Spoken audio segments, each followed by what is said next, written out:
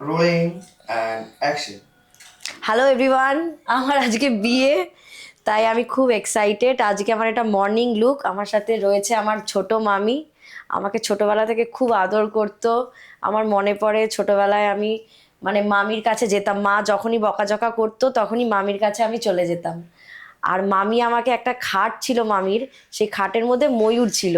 ওই ময়ূরটা দেখিয়ে দেখিয়ে আমাকে ছোটবেলায় খাওয়াতো।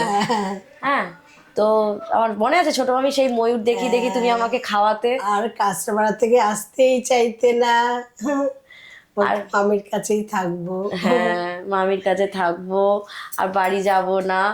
আর মামি আমাকে না খাওয়ালে আমার স্নান করিয়ে দিতাম, খাইয়ে দিতাম।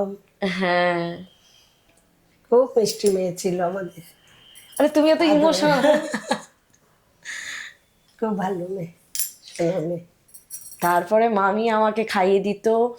তারপরে ওই কি বলে ওটা, ওই যে ময়ূরটা দেখে খাওয়াতো। তো আমি বলতাম না, ময়ূরটা না দেখালে আমি খাবো না। এই না ময়ূর দেখো, ময়ূর দেখো, এই না খাও খাও খাও খাও, এরকম করে করে খাওয়াতো।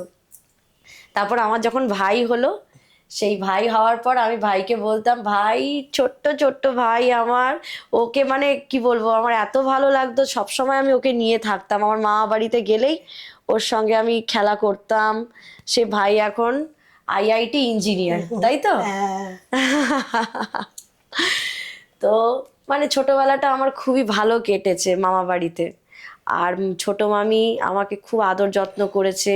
শুধু ছোট মামি নয়, আমার আরেকটা মামি আছে সোনা মামি, সেও আমাকে খুব ভালোবাসতো। তো ছোট মামির প্রতি আমার অ্যাট্রাকশনটা বেশি কেন, ছোট মামির গুণ হচ্ছে, ছোট মামিকে যতই আমি মানে ছোটবেলায় মারতাম যাই করতাম, তারপরে ছোট মামির একটুও রাগ হতো না, তারপরেও আমাকে আদর করতো, ভালোবাসতো। তো ভীষণ মানে কি বলবো, ছোট মামি আমার কাছে খুব স্পেশাল একজন মানুষ। আমার সোনা মা। আচ্ছা আচ্ছা। আচ্ছা মারিমা, হ্যাঁ, আজকে দিদির বিয়ে, তো কিছু যদি মানে দিদির ব্যাপারে কিছু বলো।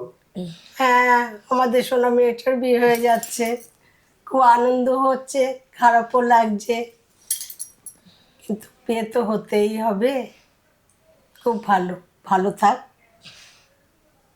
ও খুব ভালো মেয়ে। দিদির বরকে কিছু বলতে চাও? হ্যাঁ, দুজনা মিলে খুব ভালো সুখে সংসার করবে, দুজন খুব ভালো থাকবে, এটাই চাই, মিলেমিশে থাকবে। তো ইমোশনাল হয়ে যাচ্ছে সবাই, এগুলো হয় নাকি এরকম সবসময় ইমোশনাল হয়ে গেলে হবে? এত ইমোশনাল হওয়ার কিচ্ছু হয়নি, বিয়েই তো হচ্ছে, আর তো কিছু হচ্ছে না। বিয়ে মানে কি, লাইফে আরো একটা ফ্যামিলি আমাদের সাথে জুড়ে যাচ্ছে না, আমরা আলাদা হয়ে যাচ্ছি, সবাই এক হয়ে যাচ্ছি, এক্সটেন্ডেড ফ্যামিলি, তাই না? সেই মন খারাপ হওয়ার মতো কিছু হয়নি। চলো।